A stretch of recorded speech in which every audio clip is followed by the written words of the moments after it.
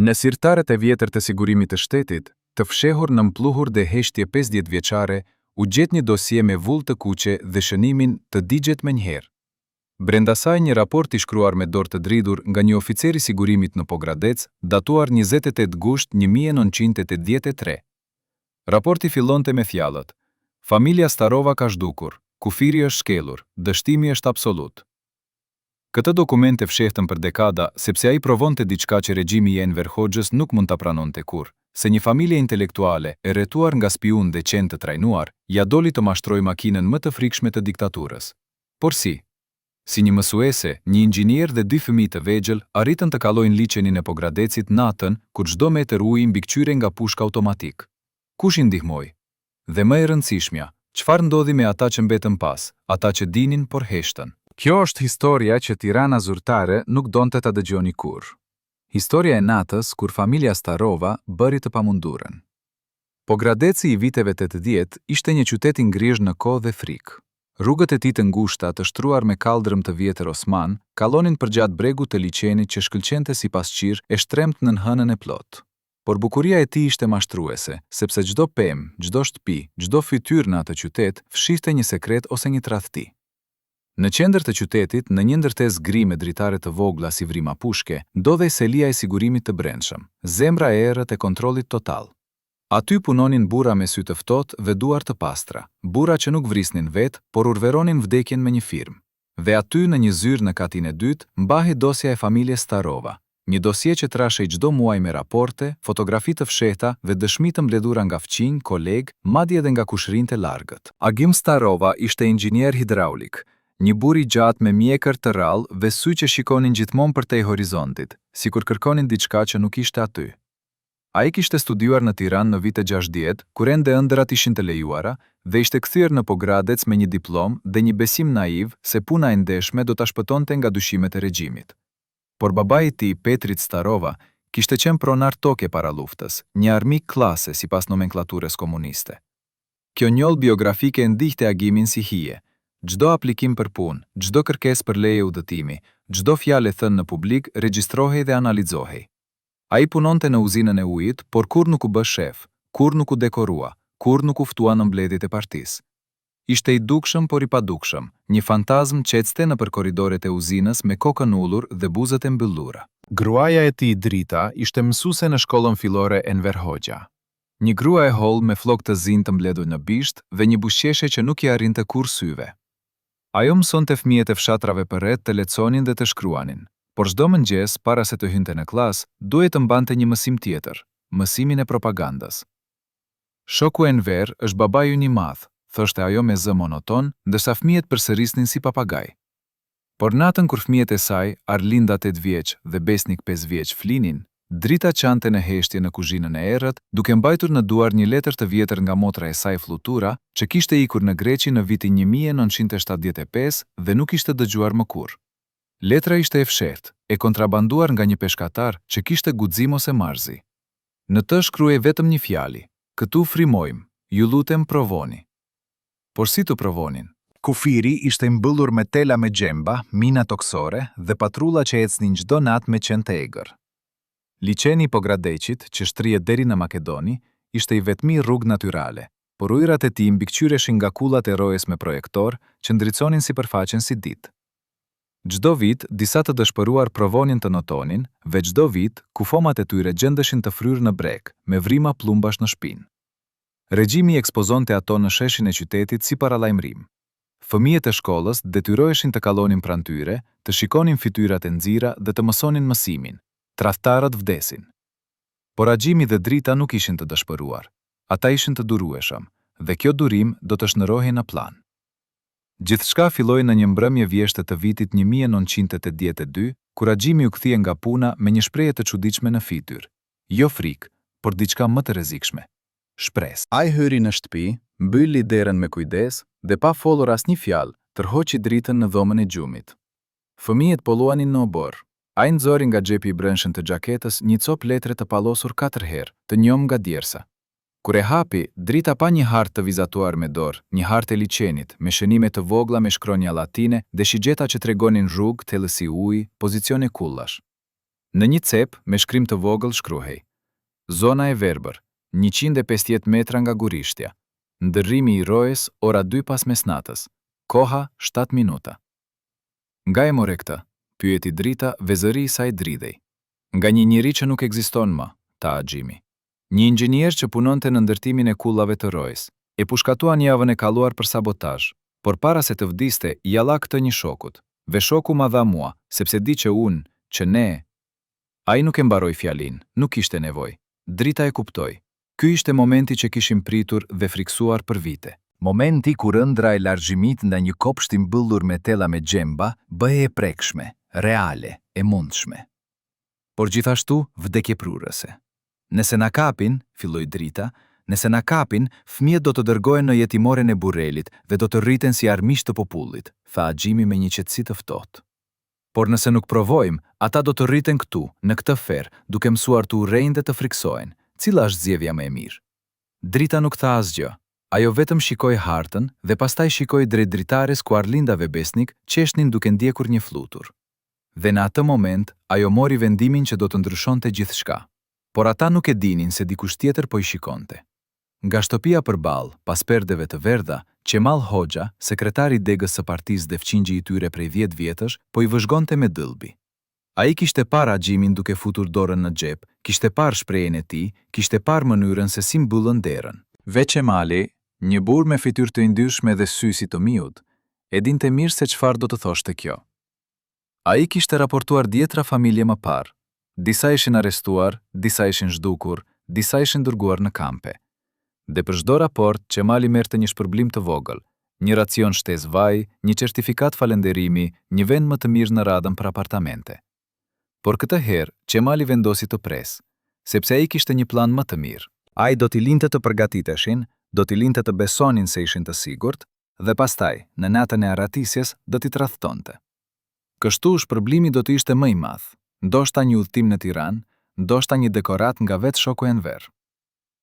Qemali buzëqeshin e errësirë duke mbajtur dylbin dhe priste. Por a e dinte Axhimi se po vëzgohej? A e kishte parë hijen pas perdeve? Apo ishte aq I marrë nga shpresa sa që kishte harruar rregullin e parë të mbijetesës në diktaturë, se murët kanë vesh dhe fqinjet kanë sy? Muajt që pasuan ishin një teatër I përsosur I normalitetit. Axhimi shkonte në punë çdo mëngjes në orën 7, mbante kasketën e tij të vjetër blu dhe përshëndeste kolegët me një tundje koke.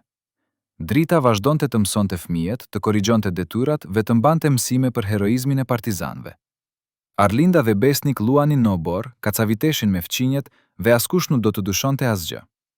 Por nën sipërfaqen e kësaj rutine të qetë, një plan po merrte formë me precisionin e një ore zvicerane.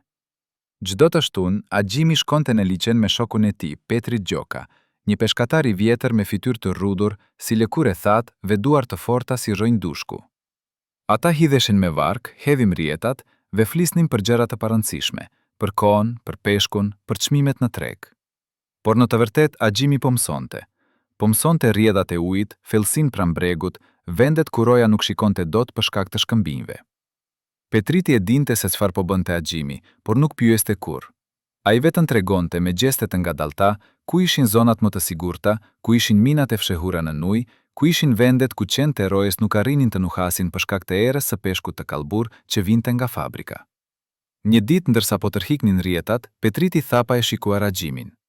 Nëse dikush do të provonte të kallonte, do të duhej ta bënte në një natë pa hënë, kur era fryn nga jugu dhe uji është I turbullt. Dhe do të duhej të kishte diçka që të mos e linte të fundoset. Jo jelek shpëtimi, se ato shihen, por diçka tjetër. Si çfarë? Pyeti Axhimi. Si shishe plastike të zbrasta, të lidhura me tellë në rrobat, tha Petriti. Ato nuk shihen, por të mbajnë mbi ujë. Dhe nëse fëmijët janë të vegjël, duhen lidhur me litar në belinë e prindërve, që të mos humbasin në errësirë. Axhimi e shikoi të vjetrin dhe për një moment sytë e tyre u takuan. Petriti nuk buzëqeshi, por në thellësinë e shikimit të tij kishte diçka, një miratim I heshtur, një bekim I fshehtë. Pse më thua këto? Pyeti Axhimi. Sepse unë provova një herë, tha Petriti. Në vitin 1967, por gruaja ime nuk dinte të notonte. Ajo u fundos 50 metra para bregut. Unë u ktheva, sepse nuk mund ta lija të vetme, dhe që atëherë jetoj me atë pendim çdo ditë. Ai nuk tha më asgjë, Vetëm ktheu kokën dhe vazhdoi të tërhiqte rjetën, ndërsa peshqit e argjend kërcenin në fund të varkës si shpirtra të pafat. Por ndërsa Agjimi po mësonte sekretet e liçenit, Drita po përgatiste diçka tjetër, dokumentet. Ajo e dinte se edhe nëse kalonin kufrin, pa letra identiteti, pa dëshmi se kush ishin, do t'ishin askush në anën tjetër. Prandaj ajo filloi të vjedh, me kujdes, me durim, me një guxim që as vetë nuk e dinte se e kishte. Nga zyra e drejtorit të shkollës, ku shpesh hynte për të marrë regjistrat, ajo vodhi një vull zyrtare dhe një letër me kokë të Ministrisë së Arsimit. Nga shtëpia e një kolegu që kishte vdekur vjet, ajo mori një certifikat lindjeje të vjetër të verdhur nga koha. Dhe nga një arkiv i harruar në bodrumin e shkollës, ajo gjeti fotografi të vjetra, të cilat mund të përdoreshin për të falsifikuar dokumente. Natën, kur fëmijët flinin, Drita ulej në tavolinë me një lampë të vogël dhe punonte me dorë të qëndrueshme, duke shkruar, duke fshirë, duke rishkruar. Ajo krijoi certifikata të rreme, leje udhëtimi të rreme, madje edhe letra rekomandimi të rreme nga partia. Nëse pyeteshin në anën tjetër, ata do të thoshin se ishin një familje e persekutuar, se kishin ikur nga regjimi, se kërkonin azil. Dhe këto letra do të ishin prova e tyre. Por një natë, ndërsa po punonte, ajo dëgjoi një trokitje të lehtë në dritare. Zemra i ngriu. Ajo shikoi nga xhami dhe pa një hije, një fytyrë të paqartë që shikonte nga jashtë. Për një moment mendoi se ishte sigurimi, se kishin ardhur të arrestonin. Por pastaj fytyra u afroi më shumë dhe ajo e njohu. Ishte Flutura, motra e saj e vogël, që kishte ikur 8 vjet më parë. Jo, nuk ishte Flutura, ishte vetëm imagjinata e saj, e lodhur nga stresi dhe frika. Ajo mbyllur syt, mori frymë thellë dhe kur i hapi përsëri, hija kishte zhdukur. Por në atë moment, ajo kuptoi se koha po mbaronte. Nëse nuk vepronin shpejt, do të ishte shumë vonë. Dhe kështu, në një mbrëmje të fillimit të gushtit 1983, Agjimi dhe Drita ulën fëmijët dhe u thanë diçka që nuk e kishin thënë kur më parë, të vërtetën. Kuote. 14. Do të bëjmë një udhëtim, kuote. 14:03 tha Agjimi, kuote. 14:04. Një udhëtim të fshehtë, natën. Dhe ju duhet të jeni shumë të qetë. Asnjë fjalë, asnjë britma, asnjë lot. Nëse bëni zhurmë, njerëz të këqij do të na kapin. Por nëse jeni të fortë, do të shkojmë në një vend ku dielli nuk fshihet kurrë. Arlinda, me sytë e saj të mdhenj kafe, pyeti. Si kopshti i gjyshes? Po, tha Drita, duke përmbajtur lotët. Saktësisht si kopshti i gjyshes. Besnik, që ishte shumë i vogël për të kuptuar, vetëm tundi kokën dhe tha. Unë do të jemi fort si shoku e Enver. Agjimi dhe Drita u shikuan njëri tjetrin dhe për një moment, ata nuk e dinin nëse të qeshin apo të qanin. Por ata nuk e dinin se Qemal Hoxha, fqingi i tyre, tashmë kishte shkruar raportin. Ai e kishte dorëzuar atë mëngjesin në zyrën e sigurimit dhe tani oficerët po përgatiteshin. Ata nuk do t'i arrestonin menjëherë, jo, ata do të prisnin derisa familja Starova të lviste, derisa të ishin në ujë, derisa të ishin më të cenueshëm. Dhe pastaj do t'i kapnin si mish në kurth. Por a e dinte Agjimi këta? A kishte parë diçka, një shenjë, një vështrim, një fjalë të gabuar? Apo ishte aq i verbuar nga shpresa sa që nuk e pa tradhtin që po i afroi si një re e zezë mbi liçen. Në bodrumin e ndërtesës së sigurimit të brendshëm në Pogradec, të fshehur nga sytë e qytetit që jetonte sipër në një normalitet të rrem, ruhen ende sot disa objekte që askush nuk guxon t'i prek. Një çantë lëkure e njom nga uji i liçenit, një palë këpucë fëmijësh me lidhse të grisura, dhe një fletore me kopertinë të kuqe, ku dikush kishte shkruar me shkronja të mëdha, lista e tradhtarëve, gusht 83. Kur hetuesit e rinj pyesin veteranët se çfarë përmbajnë këto objekte, përgjigja është gjithmonë e njëjtë, një heshtje gjatë, një shmangji e shikimit, dhe pastaj fjalët. Mos pyet për atë natë, disa dështime është më mirë të harrohen. Por çfarë dështimi mund të jetë aq i madh sa që oficer të trajnuar nga KGB-ja ruse, burra që kishin gjurmuar dhe kapur qindra ratisës, nuk guxojnë ta përmendin emrin e tij? Çfarë ndodhi në atë bodrum natën e 28 gushtit, kur familja Starova tashmë ishte në ujë, dhe kur Qemal Hoxha hyri duke mbajtur një raport që premtonte medalje, por që në vend të kësaj solli turpin më të madh të karrierës së tij? Kush ishte personi që e tradhtoi tradhtarin? Dhe pse, edhe sot, kur emri Starova përmendet në Pogradec, njerëzit e vjetër mbyllin syt dhe thonë një lutje të heshtur. Nata e 27 gushtit 1983 ishte një nga ato net kur qielli mbi Pogradec dukej si një qese e shqyer. me yje që shpërthejnë si plag të hapura mbi errësirën. Era nga jugu filloi të frujë rreth orës 9 pasdite, duke sjellë me vete erën e pishave nga malet e Makedonisë dhe një llakështirë që depërtonte deri në Kocka. Agimi Starova qëndronte në dritaren e dhomës së gjumit, duke shikuar liçenin që shkëlqente si qell që thyer në dritën e dobët të yjeve. Ai nuk ishte fjetur për 3 net me radhë. Sët e tij ishin të kuq, duart I dridheshin lehtë, dhe në mendje I kallonin të njëjtat pyetje përsëri e përsëri. A ishte harta e saktë? A ishte koha e dur? A do të mbijetonin fëmijët në ujin e ftohtë? A do t'i tradhtonte dikush në minutën e fundit? Por më e rëndësishmja, pyetja që e hante nga brenda si acid. A kishte të drejtë të rrezikonte jetën e fëmijëve të tij për një shpresë që mund të ishte vetëm një iluzion?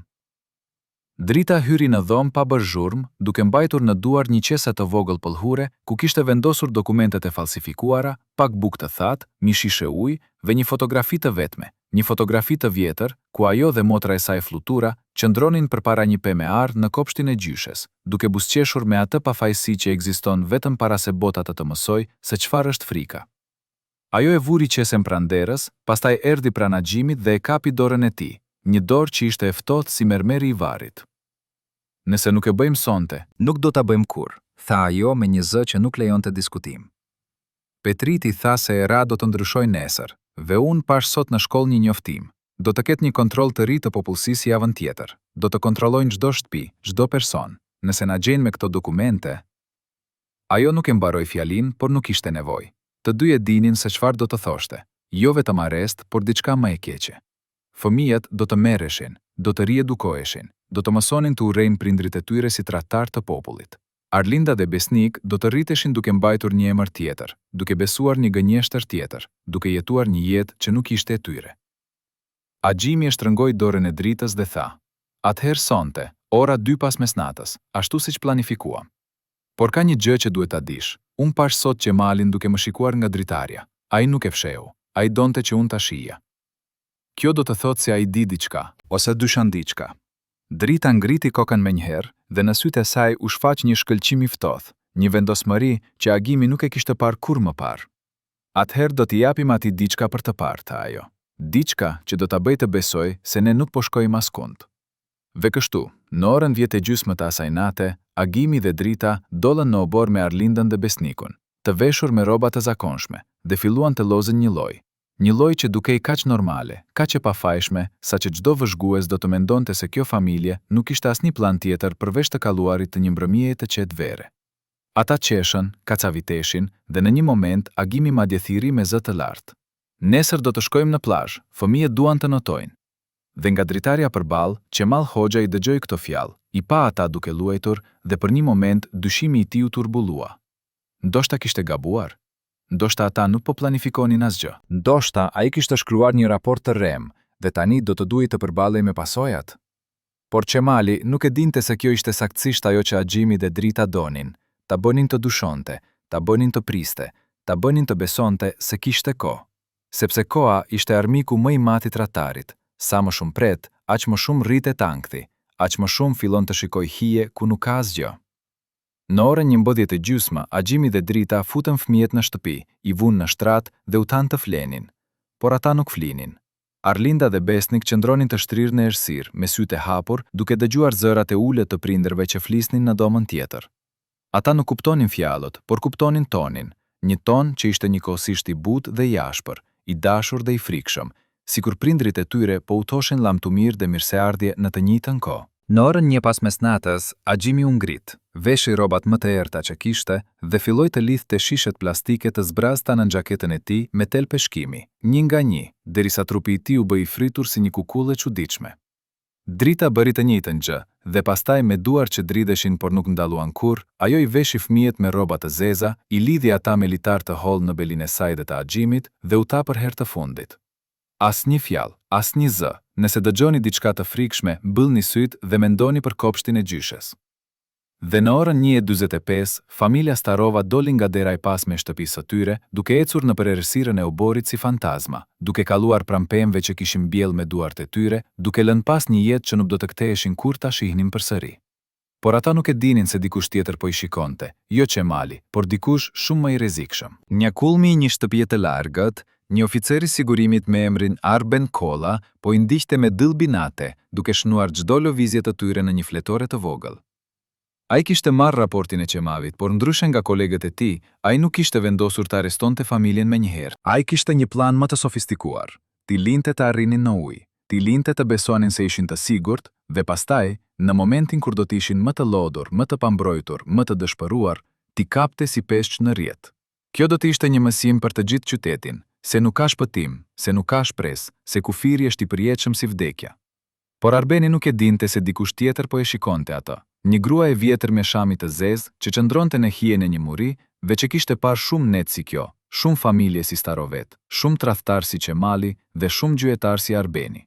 Dhe kjo grua, që askush nuk e njihte me emër, por që të gjithë e kuanin thjesht pllaka e liçenit, mbante në dorë diçka që askush nuk e kishte parë, një fishekzjar të vjetër ushtarak, të vjedhur nga një depo e harruar dhe një shkrepse që ende funksiononte. Ajo priste, dhe kur koha do të vinte, ajo do të vepronte.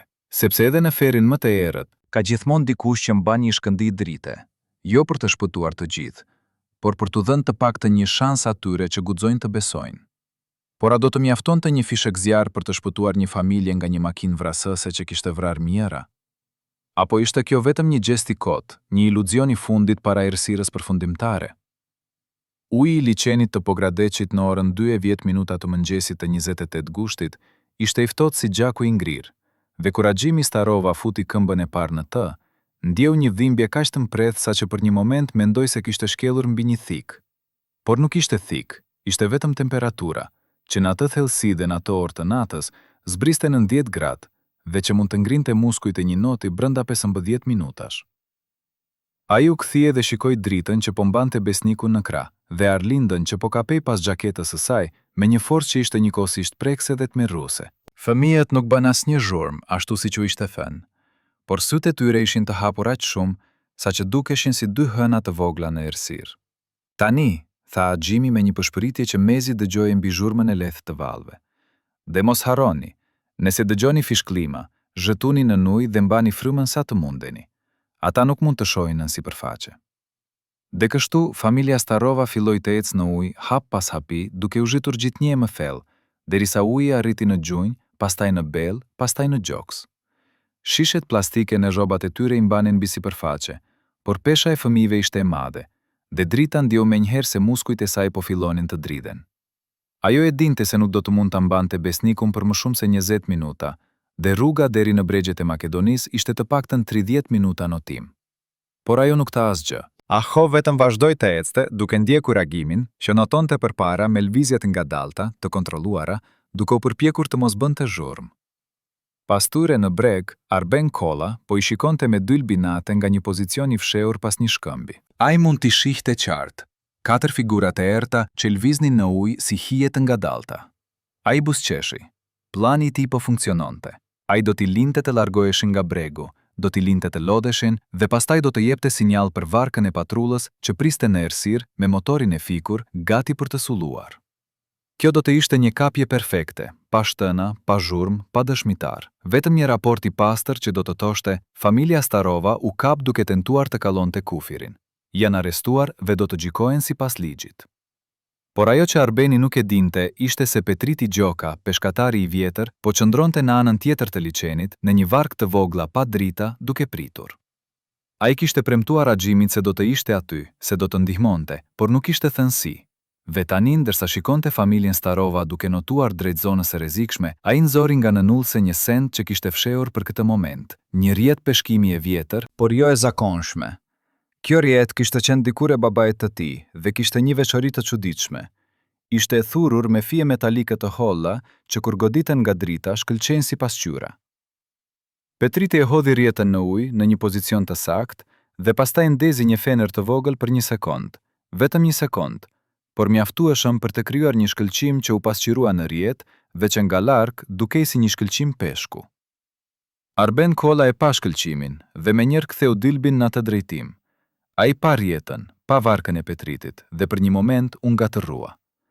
A ishte kjo një peshkatar I zakonshëm, apo ishte një bashkëpunëtor I familjes Starova? Ai vendosi të dërgonte një patrull të dytë për të kontrolluar, dhe kjo vendim i kushtoi 5 minuta. 5 minuta që familja Starova i përdori për të notuar më thellë, më larg, më afër zonës së verbër që harta kishte treguar.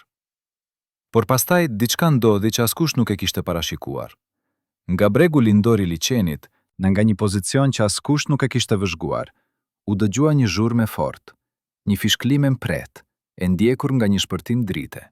Ishte fishekzjarri i pllakës së liçenit, që ajo e kishte ndezur dhe e kishte hedhur në ajër. Drita e tij ndriçoi qiellin për 3 sekonda, duke krijuar një shkëlqim të kuq dhe të bardhë që u pa nga të gjitha kullat e rojës në të njëjtën kohë. Kaosi filloi menjëherë. Rojet menduan se ishte një sulm, një sabotazh, një sinjal nga një grup aratisisht të tjerë.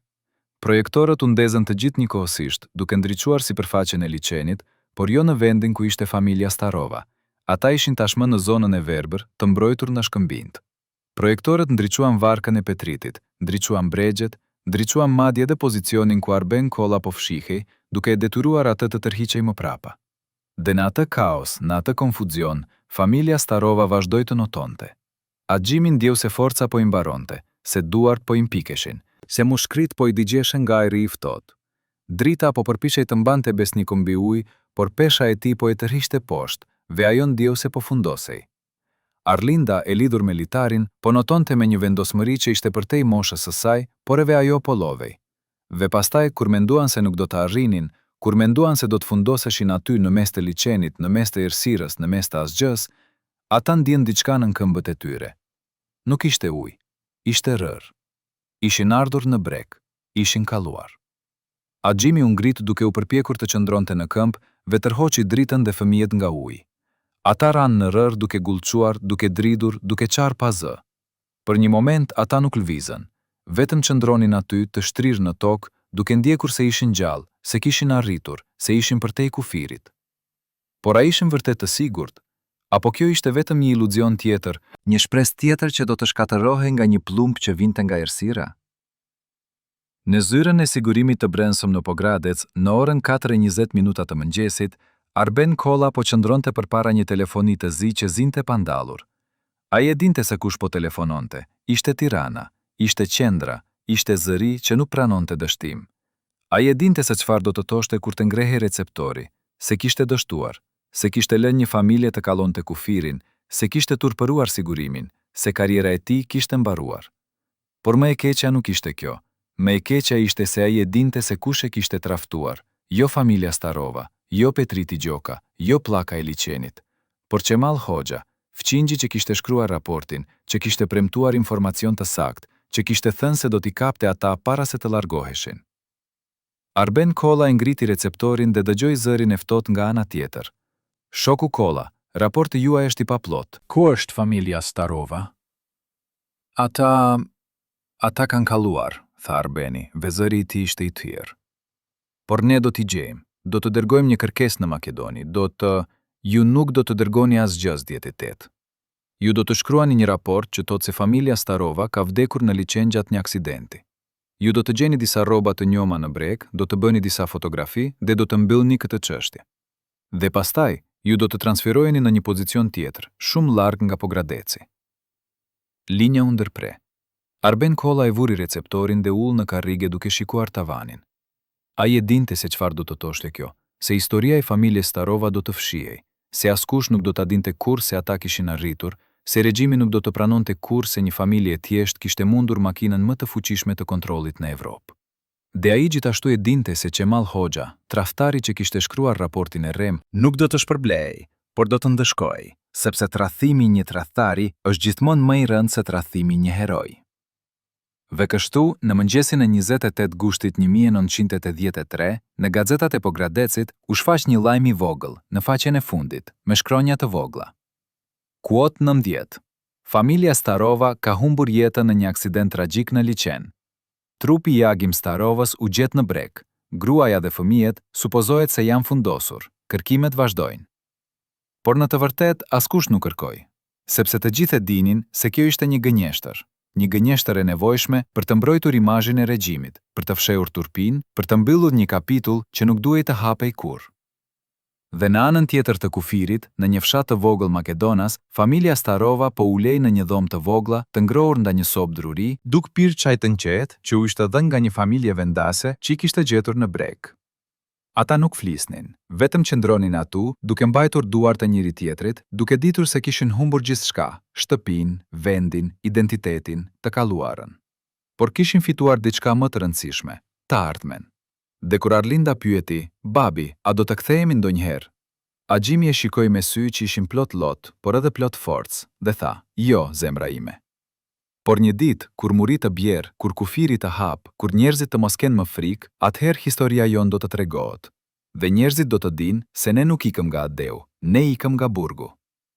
Por a do të vinte kur ajo ditë, apo historia e familjes Starova do të mbetej përgjithmonë e fshehtë, e varrosur në ndosjet e sigurimit, e harruar në një popull që kishte mësuar të harronte.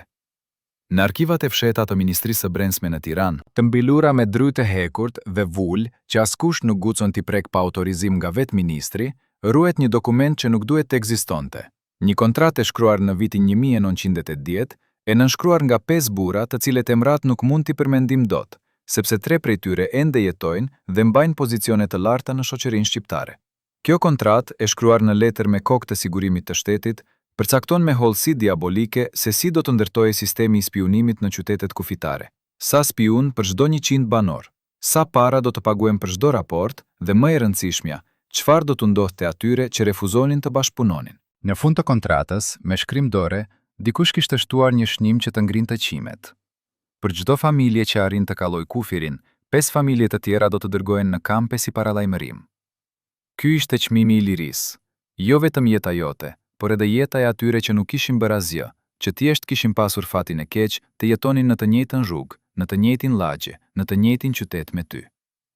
Dhe kur familja Starova kaloi kufirin atë natë të gushtit, kur lajmi arriti në Tiranë, kur raporti i Arben Kolës u lecua nga njerëz që nuk fallnin kurrë, një listë e re u hartua. Një listë me 5 emra, 5 familje nga Pogradeci që do të paguanin për aratisjen e Starovëve. Por kush ishin këta njerëz? Çfarë kishin bërë ata për të merituar këtë fat? Dhe pse, edhe sot, kur pyeten të mbijetuarit e atyre familjeve, ata refuzojnë të flasin për atë që ndodhi në vjeshtën e vitit 1983.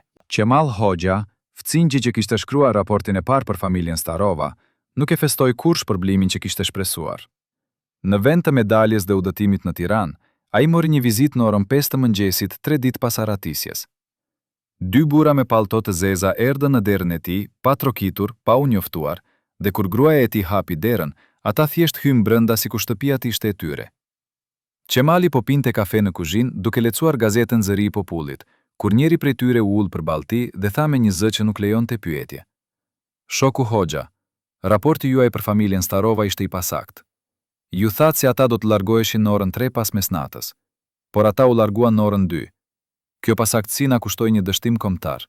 Çfarë keni për të thënë?" Qemali ndjeu se goja ju tha.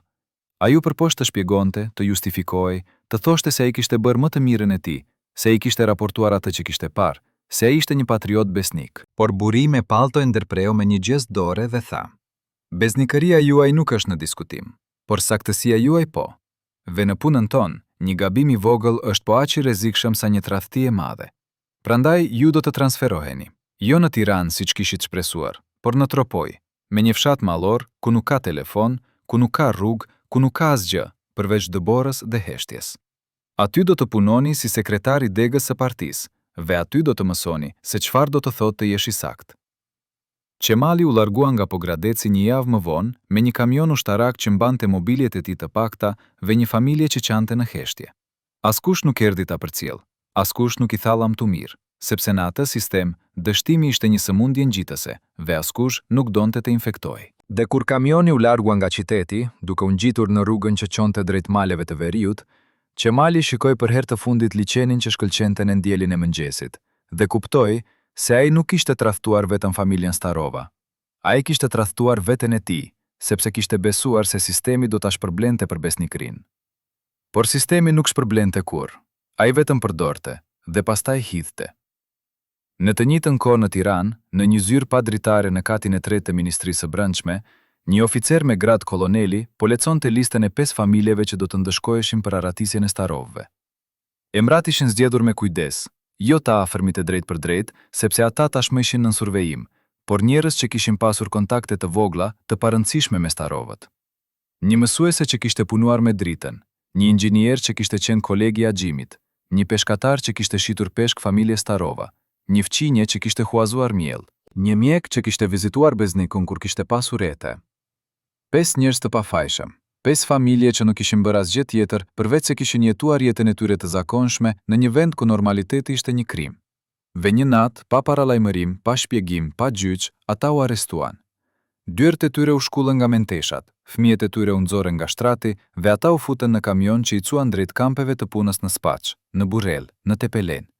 Askush nuk pyeti pse, askush nuk protestoi, sepse të gjithë e dinin se pyetja pse ishte një luksos që nuk mund ta përballonin. Dhe kur familjet e tjera në Pogradec dëgjuan për arrestimet, ata mbyllën dyert, ullën zërat dhe nuk folën më kurrë për familjen Starova. Emri i tyre u bë një tabu, një fjalë që nuk shqiptohej, një kujtim që duhej të fshihej si një plagë e turpshme. Por a ishte kjo drejtësi? Apo ishte vetëm një makinë e egër që gëlltiste të pafajshmit për të ushqyer frikën e të gjithëve të tjerëve? Dhe nëse ti do t'isha në vendin e atyre 5 familjeve, nëse do të arrestoheshe për një krim që nuk e ke bërë, për një njeri që meze i njihje, për një aratisje që nuk e ke ditur, a do t'ureje familjen Starova për lirinë e tyre, apo do t'i falësh për guximin e tyre? Në fshatrat e vogla makedonase pranë kufirit me Shqipërinë, në vitet 80, jetonte një komunitet i çuditshëm. Njerëz që flisnin shqip, por që nuk ishin shqiptar sipas dokumenteve. Njerëz që mbajnë emra të vjetër, por që nuk kishin të kalluar. Njerëz që jetonin në hije dhe që nuk donin të shihnin kurrë. Këta ishin aratisit, ata që kishin arritur të kallonin kufirin, por që nuk kishin arritur të kallonin frikën. Ata jetonin në shtëpi të vogla, punonin në fusha, dhe çdo natë kur mbyleshin dyert, ata flisnin me zë të ulët për atë që kishin lënë pas, për shtëpitë që nuk do t'i shihnin më, për prindrit që kishin vdekur pa i parë, për fëmijët që kishin rritur në një vend që nuk ishte i tyre. Dhe midis tyre, në një shtëpi të vogël me mure gjelqeroreje dhe qati me tjegulla të kuqe, jetonte familja Starova. Axhimi kishte gjetur punë në një uzinë mekanike, duke riparuar makina të vjetra dhe traktor që duken sikur kishin mbijetuar luftën e dytë botërore. Paga ishte e vogël, por mjaftuese për të blerë bukë, qumësht dhe disa perime. Drita nuk mund të punonte si mësuese, sepse diploma e saj nuk njihej, por ajo gjeti punë si pastruese në një shkollë fillore, një punë që ajo e bënte me kokën ullur dhe buzët e mbëllura, duke mos folur kur me askënd, duke mos treguar kur se ajo dikur kishte qenë vetë mësuese, se ajo dikur kishte mësuar fëmijë të lexonin dhe të shkruanin, se ajo dikur kishte pasur një jetë tjetër. Arlinda dhe Besnik shkuan në shkollë, por ata nuk ishin si fëmijët e tjerë. Ata nuk luanin, nuk qeshnin, nuk bënin zhurmë. Ata ulen në bankat e fundit, shikonin nga dritarja, dhe çdo ditë, kur ktheheshin në shtëpi, pyesnin të njëjtën pyetje. Kur do të kthehemi? Dhe çdo ditë, Axhimi dhe Drita u jepnin të njëjtën përgjigje. Një ditë, kur muri të bjerë. Por muret nuk binin. Vitet kallonin, 1984, 85, 86, dhe asgjë nuk ndryshonte. Enver Hoxha vdiq në vitin 1985 dhe për një moment aratisit shpresuan se regjimi do të binte, se kufit do të hapeshin, se ata do të mund të ktheheshin. Por në vend të kësaj erdhi Ramiz Alia dhe gjithçka vazhdoi si më parë, e njëjta frikë, e njëjta kontroll, e njëjta heshtje. Dhe familja Starova kuptoi se ata nuk do të ktheheshin kurrë, se ata ishin të dënuar të jetonin në një limb, as këtu, as atje, as të gjallë plotësisht, as të vdekur plotësisht.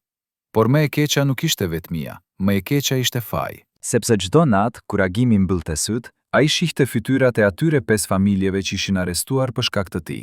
Ai nuk i njihte emrat e tyre, nuk i kishte parë kurrë fytyrat e tyre, por ai e dinte se ata ekzistonin, se ata po vuanin, se ata po paguanin për lirinë e tij.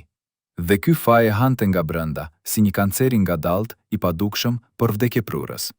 Ai u bë i heshtur, i tërhequr, i largët. Ai nuk fliste më për të ardhmen, nuk ëndronte më për kthim, nuk shpresonte më për asgjë. Ai thjesht jetonte, një jetë që ishte më shumë si një pritje gjatë për vdekjen se sa një jetë e vërtet. Drita e shihte këtë ndryshim, dhe ajo u përpoq ta ndihmonte, ta ngushëllonte, t'i thoshte se ata nuk ishin fajtor, se ata kishin bërë atë që duhej për shpëtuar fëmijët e tyre. Por fjalët e saj binin në vesh të shurdër, sepse Axhimi e dinte se e vërteta nuk ishte kaq e thjeshtë. Ai e dinte se çdo zgjedhje ka një çmim, dhe se çmimi i lirisë së tij ishte robëria e të tjerëve. Dhe kjo e vërtetë e bënte lirinë e tij të shionte si helm. Një natë në vitin 1988, Agjimi u zgjua nga një ëndër e tmerrshme. Ai kishte ndëruar se ishte kthyer në Pogradec, se po ecte në rrugët e qytetit dhe se njerëzit po e shikonin me urrëtie, po e mallkonin, po i hidhnin gur. Dhe në fund të rrugës ai pa 5 kryqe të bardhë dhe në çdo kryq ishte shkruar një emër, emrat e atyre 5 familjeve që ishin arrestuar për shkak të tij. Ai u zgjua duke u litur dhe drita e përçafoi, duke i thënë se ishte vetëm një ëndër, Se nuk ishte e vërtet. Por Agjimi e dinte se ishte e vërtet, sepse në diktaturë, ëndrat e këqija nuk janë fantazi, ato janë kujtesa. Dhe në atë moment, ai mori një vendim. Ai vendosi të shkruante një letër që nuk do të dërgojë kurrë, një letër që nuk do të lexojë kurrë nga ata për të cilët ishte shkruar, por një letër që do ta çlironte atë nga faji që e hante. Ai shkroi për 5 familjet, për fajin e tij, për dhimbjen e tij, për shpresën e tij se një ditë kur regjimi të binte, kur e vërteta të dilte në dritë, dikush do ta gjente këtë letër dhe do t'ua tregonte atyre familjeve se ai nuk i kishte harruar kurrë, se ai kishte vuajtur për ta çdo ditë, se ai do të kishte dhënë gjithçka për t'i shpëtuar nga vuajtja. Dhe kur mbaroi së shkruari, ai e pallosur letrën, e vuri në një zarf dhe e fsheu në dyqemen e domës së gjumit, me një vend ku askush nuk do ta gjente kurrë, përveç se nëse e kërkonte me qëllim. Por a do ta gjente dikush ndonjëherë atë letër? Apo do të mbetej atu, e varrosur në ndru dhe plur, një dëshmi e një faj që nuk do të falej kurrë? Në pranverën e vitit 1990, kur muret filluan të bien në të gjithë Evropën lindor, kur njerëzit në Berlin tyenin murin me çekiç dhe lot gëzimi, kur regjimet komuniste binin njëri pas tjetrit si domino, familja Starova po ulej në dhomën e tyre të vogël dhe po shikonte televizorin me një shprehje që ishte njëkohësisht shpresë dhe frikë. Ata shihnin imazet nga Berlini, nga Praga, nga Budapesti dhe pyesnin veten: a do të ndodhe njëjta gjë në Shqipëri? A do të bjerë regjimi i Ramiz Alis? A do të hapen kufit? A do të mund të kthehen? Por javët kalonin dhe asgjë nuk ndodhte. Shqipëria mbetej e mbyllur, e izoluar, e ngrirë në kohë. Dhe familja Starova kuptoi se edhe nëse muret binin kudo tjetër, muri i tyre do të mbetej në këmbë, sepse disa mure nuk janë të bëra nga gur dhe beton, por nga frikë dhe urrëtie, dhe ato mure janë shumë më të vështira për të rrëzuar. Por pastaj, në shkurt të vitit 1991, diçka ndodhi që ndryshoi gjithçka. Studentët në Tiranë dollën në rrugë duke kërkuar demokraci, duke kërkuar liri, duke kërkuar ndryshim. Policia i sulmoi, i rrahu, i arrestoi, por ata nuk u tërhoqën. Ata vazhduan të protestonin, ditë pas dite, javë pas jave, derisa qeveria u detyrua të lëshonte pe. Dhe në mars të atij viti, kufijt u hapën, jo plotësisht, jo përgjithmonë, por mjaftueshëm për të lejuar njerëzit të largoheshin, të kërkonin azil, të kërkonin një jetë tjetër. Dhe kur Agjimi dëgjoi lajmin, ai nuk ndieu gëzim. Ai ndieu vetëm një zbrasje të thellë, një trishtim që nuk mund ta shpjegonte, sepse ai e dinte se hapja e kufive nuk do të thoshte kthim për të. Ai e dinte se shtëpia e tij në Pogradec tashmë ishte zënë nga dikush tjetër, se puna e tij ishte dhënë dikujt tjetër, se jeta e tij e vjetër ishte zhdukur si tym. Dhe ai e dinte se edhe nëse kthehej, ai nuk do të ishte më i njëjti njeri. Ai do të ishte një i huaj në vendin e tij, një fantazm që ecste nëpër rrugët e kujtimeve. Por drita mendonte ndryshe. Ajo donte të kthehej. Ajo donte të shihte motrën e saj. Fluturën që kishte ikur në Greqi dhe që tani me kufit e hapur mund të takohej përsëri. Ajo donte të vizitonte varin e prindërve të saj, të cilët kishin vdekur ndërsa ajo ishte në mërgjim. Ajo donte të ecte përsëri në bregjet e liçenit të Pogradecit, të shihte perëndimin e diellit mbi ujërat që kishin qenë dëshmitar të arratisjes së tyre.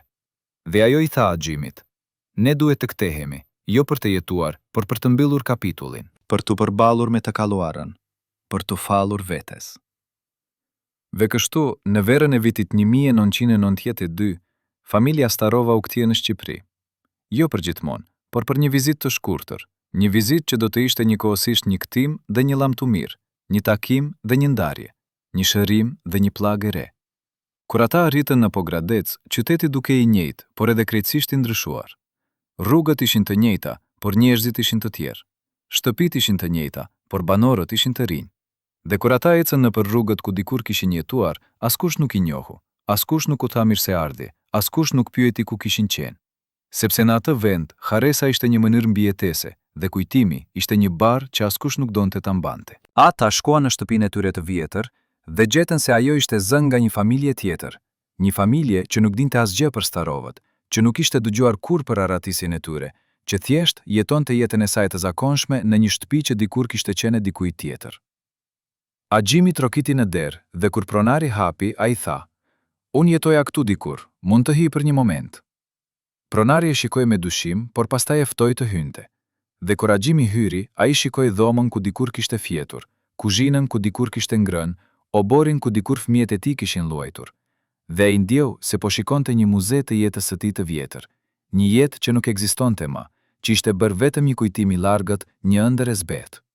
Dhe kur doli nga shtëpia, ai e dinte se nuk do të kthehej kurrë më, sepse kthimi nuk është vetëm një udhtim fizik, është një udhtim emocional, dhe disa udhtime janë shumë të dhimbshme për t'u bërë dy herë.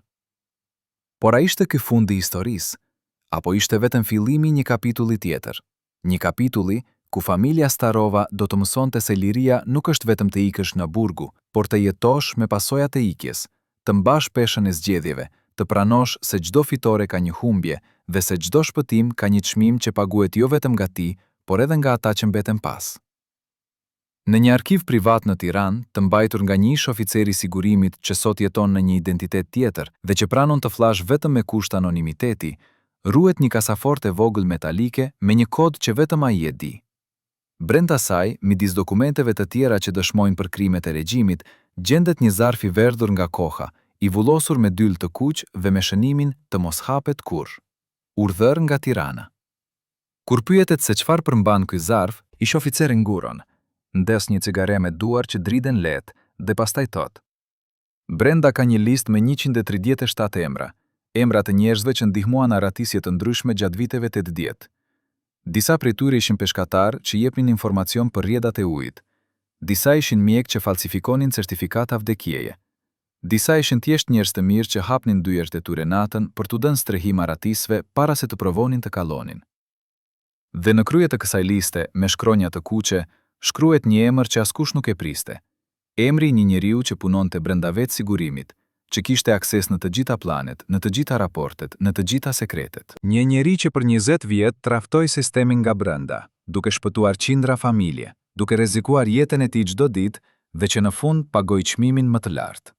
Kur pyetet se kush ishte ky njeri, ish oficeri hedh cigaren, shikon nga dritarja dhe thot vetëm: nëse ju them emrin, nesër do të gjendeni vdekur, sepse disa sekrete janë aq të rrezikshme saqë edhe sot, 30 vjet pas rënies së regjimit, ato mund të vrasin.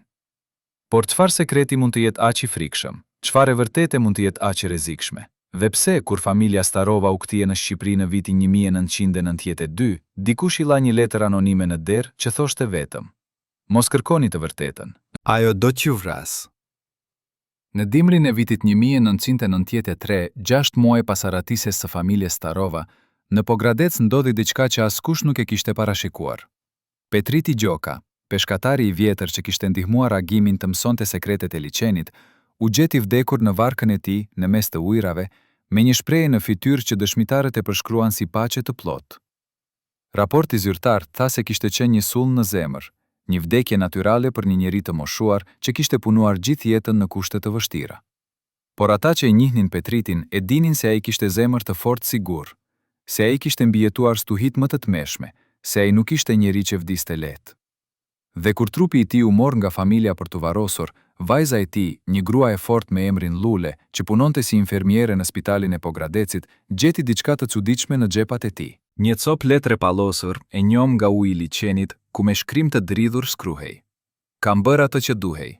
Tani mund të pres në paqe. Dhe në këto fjalë, një listë me 15 emra, emra të familjeve që Petriti kishte ndihmuar të aratisnin gjatë viteve, emra që askush tjetër nuk i dinte, emra që ai kishte mbajtur sekret deri në frymën e fundit. Lule e lexoi letrën dhe për një moment nuk e besoi.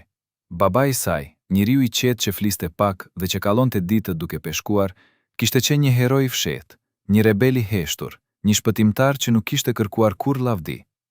Ajo e fshehu letrën sepse e dinte se nëse e tregonte, familja e saj do të arrestohej, do të ndëshkohej, do të shkatërrohej. Por ajo gjithashtu e dinte se një ditë kur koha do të ishte e duhur, kur frika do të kishte kalluar, ajo do ta tregonte këtë histori, sepse heroi që vdes në heshtje nuk meriton të harrohet në heshtje.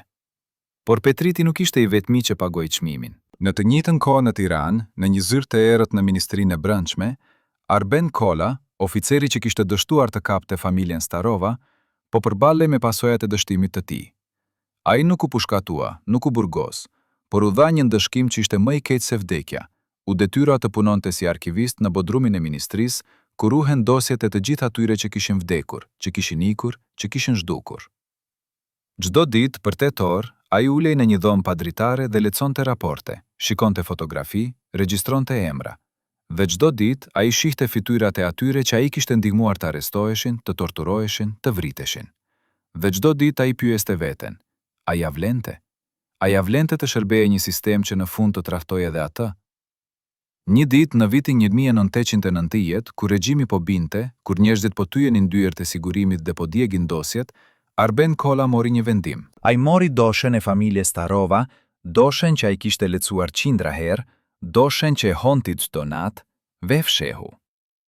Ai nuk e dogji, nuk e shkatëroi, por e fshehu në një vend ku askush nuk do ta gjente. Sepse ai e dinte se një ditë kur e vërteta do të kërkohej, kur drejtësia do të kërkohej, kjo dosie do të ishte dëshmia e vetme se çfarë kishte ndodhur, se si një familje kishte guxuar të ndërronte, se si një sistem kishte tentuar të shkatërronte, dhe se si, në fund, dashuria dhe guximi kishin fituar mbi frikën dhe urrëtitjen. Por a do ta gjente dikush ndonjëherë ato dosje?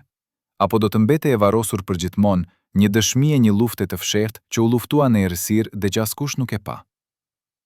Në pranverën e vitit 1995, 4 vjet pas kthimit të tyre të shkurtër në Shqipëri, familja Starova po jetonte në një apartament të vogël në periferitë e Selanikut në Greqi. Agjimi punonte si roje nate në një fabrik tekstilesh, një punë që e lohte trupin, por që i linte mendjen të lirë të endej në përkujtime. Drita kishte gjetur punë si kujdestare për një grua të moshuar greke, një punë që kërkonte durim dhe butësi, cilësi që ajo kishte mësuar t'i kultivonte gjatë viteve të mërgjimit. Arlinda kishte mbaruar shkollën e mesme dhe kishte filluar të studionte mjeksi në Universitetin e Selanikut, duke realizuar ëndrrën që prindrit e saj kishin pasur për të. Besnik punonte si elektricist, duke ndihmuar të mbështeste familjen, duke qenë burr i vogël që kishte premtuar të ishte atë natë në liçen. Ata jetonin një jetë të thjeshtë, të qetë, pa drama të mëdha. Por në sipërfaqen e kësaj normaliteti, ekzistonte një dhimbje e heshtur, një plag që nuk shërohej kurrë plotësisht. Çdo vit, në 28 gusht, datën e arratisjes së tyre, familja Starova mblidhej në dhomën e ndenjes, ndezin një qiri dhe mbanin një minutë heshtje. Ata nuk flisnin për atë që kujtojnë, nuk shpjegonin pse qanin, nuk tregonin histori. Ata thjesht qëndronin aty, së bashku, duke mbajtur duart e njëri tjetrit, duke ditur se ata kishin mbijetuar diçka që shumë të tjerë nuk kishin mbijetuar, se ata kishin fituar diçka që shumë të tjerë nuk kishin fituar, por se ata gjithashtu kishin humbur diçka që nuk do ta gjenin kurrë më. Adeun e tyre, identitetin e tyre, pjesën e tyre të shpirtit që kishte mbetur në bregjet e liçenit të Pogradeqit.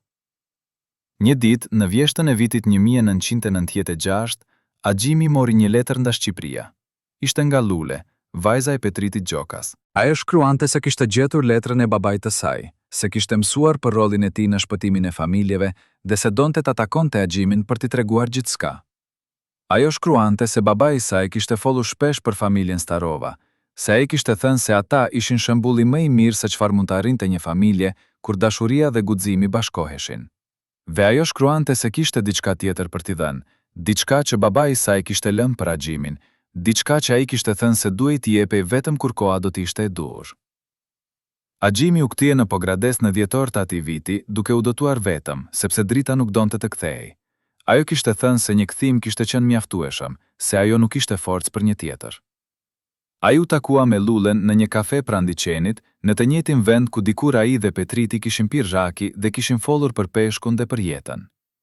Lule ishte një grua në të 50-tat, me flokë gri dhe sy të ngrohtë, dhe kur e pa Agjimin, ajo e përqafoi sikur të ishte vëllai i saj. Babai im të donte shumë, tha ajo. Ai thoshte se ti ishe njeri i rrallë, njeri që kishte guxim, por edhe zemër. Ai thoshte se shumë njerëz kanë guxim, por pak kanë zemër, dhe ti kishe të dyja. Ajo nxori nga çanta një zarf të vjetër dhe ja dha Agjimit. Ai më tha ta mbaja këtë derisa ti të ktheheshe. Ai e dinte se do të ktheheshe një ditë. Ai gjithmonë e dinte. Agjimi e hapi zarfin me duar që dridheshin. Brenda kishte një letër të shkruar me dorën e Petritit, me shkrim të qartë por të ngadaltë, sikur çdo fjalë kishte qenë menduar me kujdes. Letra thoshte: Agjim, nëse po lexon këtë, do të thotë se unë nuk jam më këtu, dhe se ti ke guxuar të kthehesh. Dua të them diçka që nuk pata guxim ta them kur isha gjallë. Nata kur ti dhe familja jote kaluat liçenin, unë nuk isha vetëm. Kishte dikë tjetër që po ndihmonte, dikë që punonte brenda sigurimit. Dikë që më dha informacionin për ndërrimin e rojës, për pozicionet e kullave, për zonat e vërbra. Ky njeri rrezikoi gjithçka për të shpëtuar familjen tënde, dhe ai më bëri të premtoj se nuk do ta tregoja kurrë emrin e tij. Por tani që unë nuk jam më, veç e ti ke kthyer, mendoj se ke të drejtë ta dish. Emri i tij është Arben Kolla. Po, i njëjti oficer që tentoi të kapte, sepse ai nuk po tentonte të kapte. Ai po tentonte të shpëtonte. Ai ishte ai që dërgoi varkën e patrullës në drejtimin e gabuar. Ai që urdhroi projektorët të ndriconin vendin e gabuar. Ai që krijoi kaosin që të lejoi të kallosh. Dhe ai pagoi çmimin. Ai humbi gjithçka, karrierën, familjen, dinjitetin. Por ai nuk pendohet. Ai më tha një herë, nëse mund të shpëtoj një familje, ja vlen të humbas gjithçka. Kjo është e vërteta, Agim. Ve tani që e di, ti vendos se çfarë të bësh me të. Agimi e lexoi letrën 3 herë, dhe çdo herë lotët i rrjedhin më shumë. Ai nuk e kishte ditur. Ai kishte menduar se Arben Kolla ishte armiku i tij, gjuetari i tij, personi që donte ta shkatërronte. Por në të vërtetë, ai kishte qenë shpëtimtari i tij, engjëlli i tij i fshehtë, heroi që kishte vepruar në errësirë dhe që nuk kishte kërkuar kurrë lavdi. Ku është ai tani? Pyeti Agimi. Askush nuk e di, tha Lule. Pas rënies së regjimit ai zhduku. Disa thonë se vdiq, disa thonë se ndëroi identitet dhe jeton diku në Evropë, por askush nuk e di me siguri. Agimi u ngrit, shikoi liçenin që shkëlqente në diellin e dobët të dimrit dhe kuptoi se historia e tij nuk ishte ajo që ai kishte menduar. Ai kishte menduar se ishte një histori e guximit dhe mbijetesës, një histori e një familje që kishte luftuar kundër një sistemi mizor. Por në të vërtetë ishte një histori më e ndërlikuar, më e bukur, më njerëzore, një histori e njerëzve që kishin zgjedhur të bënin të mirën edhe kur çmimi ishte shkatërrimi i tyre, një histori e heronjve të fshehtë që nuk kishin kërkuar kurrë lavdi, një histori e dashurisë që kishte mposhtur urrejtjen edhe kur dashuria duhej të fshihej si një krim. Sot, në vitin 1121, familja Starova është e shpërndarë në të gjithë botën. Agimi vdiq në vitin 1009, në moshën 72 vjeç në Selanik, i rrethuar nga familja e tij. Fjalët e tij të fundit ishin: "Unë nuk pendohem, do ta bëja përsëri." Drita jeton ende, në moshën 85 vjeç, në një shtëpi të vogël pranë detit, ku çdo mëngjes shikon horizontin dhe kujton liçenin e Pogradeçit. Arlinda është bërë mjeke, punon në një spital në Athinë dhe ka kushtuar jetën e saj ndihmës së refugjatëve dhe migrantëve, njerëzve që si familja e saj dikur kërkojnë një jetë më të mirë. Beznik jeton në Kanada, ka një familje të madhe. Ve çdo vit, në 28 gusht, ai i mbledh fëmijët dhe niprit e tij dhe u tregon historinë e natës kur gjyshurit e tyre notuan drejt lirisë. Dhe në Pogradec, në bregjet e liçenit, ka një pllak të vogël guri të vendosur nga bashkia në vitin 1015 ku shkruhet: "Në kujtim të gjitha atyre që guxuan të ndërojnë, që guxuan të ikin, që guxuan të jetojnë, ju nuk jeni harruar." Ve çdo vit, në 28 gusht, njerëzit vinë në atë vend, lën lule, ndezin qirinj dhe mbajnë një minutë heshtje. Disa prej tyre janë të mbijetuar të arratisjes, disa janë fëmijë të atyre që nuk arritën, disa janë thjesht njerëz që duan të kujtojnë se liria nuk është një dhuratë, është një luftë, një sakrificë, një zgjedhje që bëhet çdo ditë. Por pyetja mbetet: a ja vlente? A ja vlente të rrezikosh gjithçka, të lësh gjithçka, të humbësh gjithçka për një shpresë që mund të ishte vetëm një iluzion? Familja Starova do të thoshte po, sepse ata jetuan, ata frymëuan, ata dashuruan. Dhe në fund, kjo është gjithçka që një njeri mund të kërkojë, jo një jetë të përsosur, por një jetë të jetuar me dinjitet, me gutësim, me dashuri. Dhe sa për Arben Kollën, oficerin që traftoi sistemin për të shpëtuar një familje, askush nuk e di se ku është, por në vitin 1018, një gazetar investigativ në Tiranë mori një letër anonime që thoshte: "Unë jam gjallë, unë jetoj, dhe çdo natë para se të fle, unë mendoj për familjen Starova dhe buzëqesh, sepse unë e di se bëra diçka të mirë në një botë të keqe, dhe kjo mjafton." Letra nuk ishte e nënshkruar, por në fund kishte një shenjë, një vizatim i vogël i një varke në ujë me 4 figura që notonin drejt horizontit.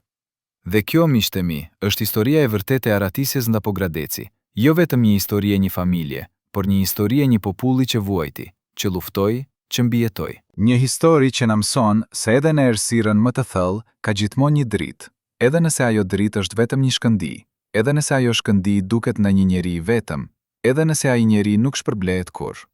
Dhe tani, ju që po dëgjoni këtë histori, ju që ndoshta keni jetuar në atë kohë, ju që ndoshta keni pasur familjar që provuan të iknin, ju që ndoshta keni qenë vetë dëshmitar të asaj nate, çfarë mendoni? A ishte familja Starova heroike apo egoiste? A ishin ata viktima të një sistemi mizor, apo ishin ata përgjegjës për vuajtjen e atyre 5 familjeve që u arrestuan për shkak të tyre? A ja vlente liria e tyre çmimin që të tjerët paguan? Shkruani mendimet tuaja në komente. Na tregoni historinë tuaj nëse keni një. Na tregoni se si ju ose familja juaj përjetuat ato vite të errta. Sepse këto histori nuk duhet të harrohen. Ato duhet të tregohen, të ruhen, të transmetohen nga brezi në brez. Sepse vetëm duke kujtuar të kaluarën, ne mund të ndërtojmë një të ardhme më të mirë. Nëse kjo histori ju preku, nëse ju bëri të mendoni, nëse ju kujtoi diçka që kishit harruar, lini një pëlqim, ndani videon me miqtë tuaj dhe abonohuni në kanalin ton për më shumë histori të vërteta nga e kaluara jon. Sepse e vërteta, edhe kur është e dhimbshme, është gjithmonë më e mirë se haresa. Faleminderit që dëgjuat, dhe mos harroni, liria nuk është kur fallas. Ajo paguhet me gjak, me lot, me sakrificë, por ajo ja vlen, gjithmonë ja vlen.